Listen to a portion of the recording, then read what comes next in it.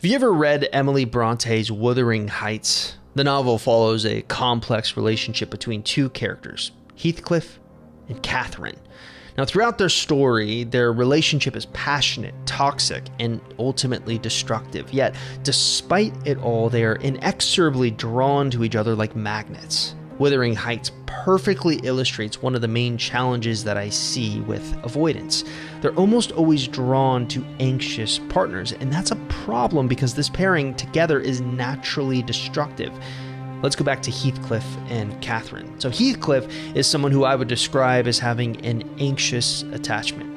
And throughout the story, he exhibits an intense emotional dependence on Catherine, often displaying obsessive tendencies. His need for her approval and love drives much of his behavior. Heathcliff's fear of abandonment is evident in his reactions to Catherine's decisions and actions, particularly when she chooses to marry Edgar Linton. His intense jealousy and vengefulness stem from this deep-seated fear. Oh God, it is unutterable. I cannot live without my life. I cannot live without my soul. Now, throughout the novel, there are multiple instances where Heathcliff is needing constant reassurance of Catherine's love and loyalty, even when it manifests in unhealthy and destructive ways.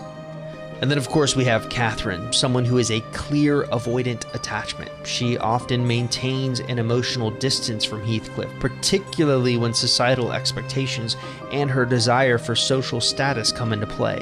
Her decision to marry Edgar Linton, despite her deep connection with Heathcliff, highlights this avoidance. She also struggles with the intimacy that her relationship with Heathcliff demands. Her need to be seen as proper and her fear of societal judgment create a barrier between them.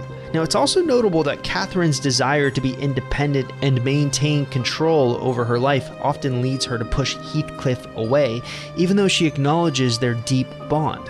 She's got this famous line in the book, "Whatever our souls are made of, his and mine are the same." And to me, this indicates an awareness of their connection, but her actions often contradict this understanding.